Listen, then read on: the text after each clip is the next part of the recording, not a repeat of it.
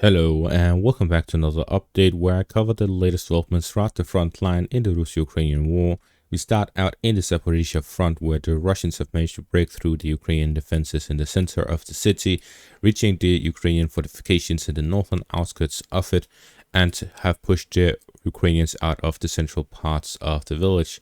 It is likely that the Ukrainians now only have their positions by their fortifications to rely on, and the Russians control the rest of their areas. The Ukrainian control over the eastern parts of the village and northern parts are in association with the fortifications they have available in the area. So the current section of the front line is that heavy fighting is taking place in the center and in the northern parts of the village, as the Russians are looking to gain control over the fortifications in the north and push the Ukrainians out and end the third battle of Robotina. But we're seeing that the fighting is not looking to end anytime soon, as the Russians continuously pressure the Ukrainian fortifications, and they're very difficult to break through because there are tunnels connected between Robotina and some of these fortifications in the northern section, which the Russians made and dug during the preparations for the Battle of Robotina during the Ukrainian summer offensive. So the Ukrainians are taking advantage of that and are using them to send troops back into the village, even though their supplies are hit constantly by Russian fire. So this makes it so that the Ukrainian infantry is able to move in and out of the village, and that is how they are defending Robotina so well with their manpower. Moving on to the next section of the front line, we see here in the direction of Krasnohorivka, the Russians launched a new armored assaults using tanks all the way from the outskirts of the Donetsk city, moving through the southern parts of Krasnohorivka, all the way up to the northern parts, where they launched an assault here in the western parts of the city, right next to the industrial zone, before driving around, dropping off infantry, hitting Ukrainian positions with their tank guns, before returning back again with the same route back to the Donetsk city. So with this, we see that the Russians have sent additional armored assaults to the western parts of the city, allowing them to drop off new infantry contingents that are fighting here in the industrial zone. This is likely due to the Russians looking to storm the industrial zone here in central parts of the city, getting control of it, which would secure the Russian positions within the western and southern parts of Krasnohorivka before the storming of the residential zones begin here in the northern parts. The coordination between this assault and the one in the east is that the Ukrainians are being spread thinly across the front. They're having to defend everywhere at the same time. If the Russians attack from the east, the Ukrainians may relocate their forces there, which allowed the Russians to take advantage of that to launch and drop off infantry in the western parts. So a lot of movement is taking place. The Russians are poking around at the Ukrainian defenses as a heavy bombing campaign over Krasnohorivka is taking place.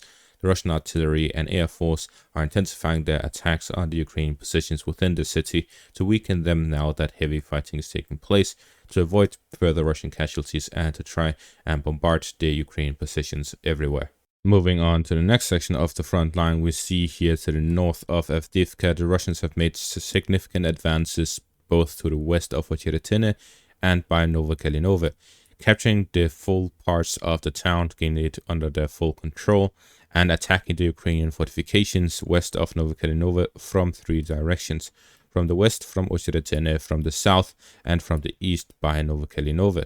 At the same time, a flanking maneuver is taking place where the Russians are attacking in the northern direction. This will allow the Russians to cut off the final supply line to these fortifications and completely encircle it. At the same time, the Ukrainian positions here at the eastern outskirts of Ocheretyne are still present by the fortifications, which means that if the Russians manage to push through in the northern direction towards Archangelsk by attacking the Ukrainian fortifications there and gaining control over the eastern parts and launching this flanking maneuver to cut off the supplies, these fortifications the Ukrainians have south of Archangelsk could all be completely cut off. So this may be an attempt by the Russians to bypass all of these fortifications and go straight for Archangelsk by moving through from Keramik to the east towards Archangelsk and from Novokalinove in the south towards Archangelsk. So both of these attacks would allow the Russians to gain a foothold in the eastern parts of Archangelsk, and an attack from Ocheretyne will allow the Russians to gain a foothold in the western parts, and they'll attack Archangelsk from both directions to gain quick control of it. Launching this assault would allow the Russians to then pressure the Ukrainian fortifications by completely encircling it and cutting it off from supplies.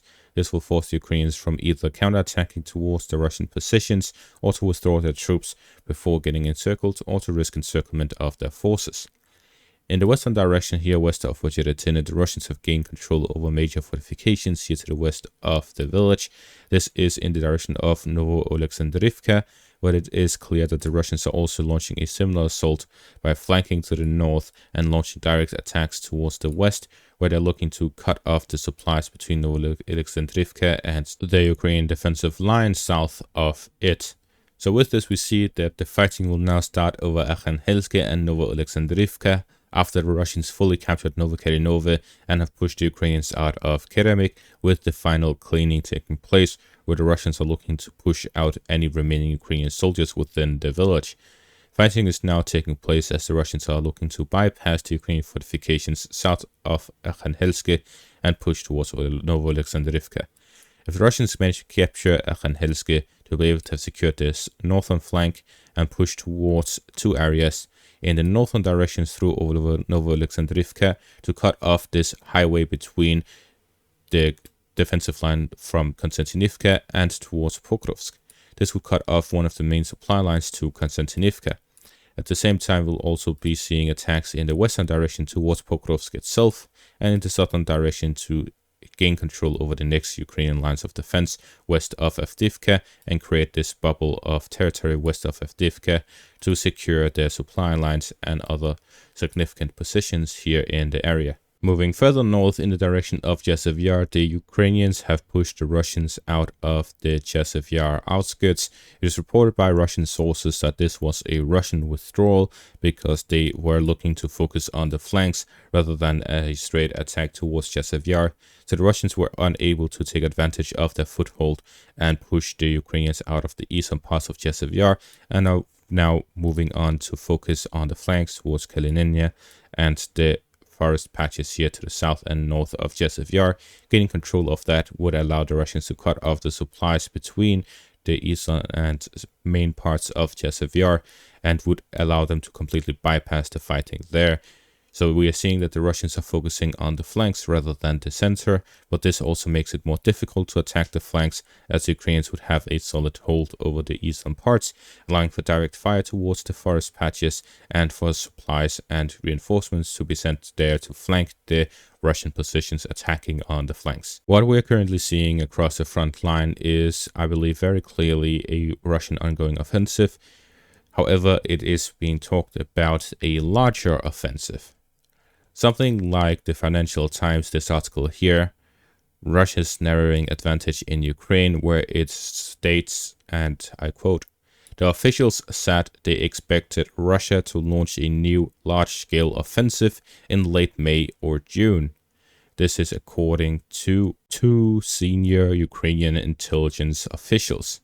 Now, the rest of the whole article is just obvious propaganda, so we can just skip over it to this article by Blake. It is a Swiss article, and in this, the article or the paper interviews Ukrainian commanders on the basis of anonymity because they are not allowed to say what they said. What they talk about is that they warn that the Donbass will fall in October. They're saying that the current situation across the front is very difficult. The Ukrainians are having a hard time defending everything. And if the Russians launch an attack to attack a new front, for example, Kharkiv or elsewhere, the Ukrainians would not be able to defend both of them. Then there are also some propaganda points like the Russians will force us to attack you Europeans as part of their army. This is clear propaganda. There's not a single piece of evidence that this will ever happen. And it is likely some talking points to motivate the Ukrainian soldiers to fight the Russians, because if they don't fight the Russians, they'll end up in a reverse situation where they'll have to fight the Europeans. So it's this war or another war, and then they'll have to fight a war. And this really showcases the duality of Western media. When they make their own analysis, somehow Ukraine is still winning. They say that this outlook is pessimistic, but in the reality, it's just realistic. It may even be optimistic. They claim that after losing the Donbass in October, they will have a stalemate again. In the Financial Times article, they talk about how the Russians have a very narrow advantage and that they're unlikely to succeed in a massive offensive. Yet what we're seeing is that their current rate of advance will only increase, not decrease, and that their advantage is significantly increasing, and the Ukrainians are expending manpower for time. This is not something that a very narrow advantage allows the Russians to have. It is something a very significant advantage, such as a 10-to-1 firepower advantage, allows them to have. They claim that the only reason the Russians are advancing right now is because they switched from a focus on quality to a focus on quantity.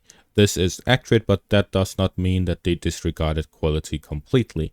They talk about the FAB bombs, and they even quote a Russian official. If they work, they work. Doesn't matter about the quality, and that is the reality of war. They may be using low quality equipment here and there, but they're able to equip everyone, unlike the Ukrainians, who have, yes, Western aid, but they are hardly equipping anyone in their army. The rest are also stuck with low quality items that is of even lower quality than what the Russians are using.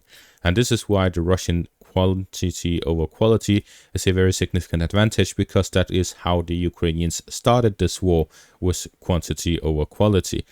Now they have switched to more quality based. However, as we saw at the start of the war with the Russians, quality doesn't mean shit if you don't have any troops. It is the Schrödinger's Russian army. It both is very competent and very strong. This forces the West to send aid to Ukraine, but at the same time it is extremely weak and the Ukrainians are constantly winning. So the conclusion is the Russians have a significant advantage. They're likely to launch a massive offensive. The Ukrainians have a very difficult time to prepare for this offensive, as the Russians have such a significant advantage, which makes anything very difficult in the Ukrainian shoes. The Ukrainian armored vehicles and infantry fighting vehicles, tanks, etc. have been grinded down significantly since the start of their summer offensive.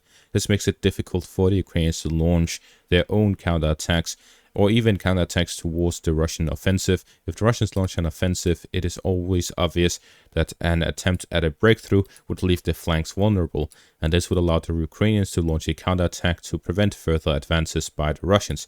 However, with the lack of armored vehicles, that becomes even more difficult, which will secure the success of a Russian breakthrough if it does happen, or even allow them to withdraw if it does not succeed.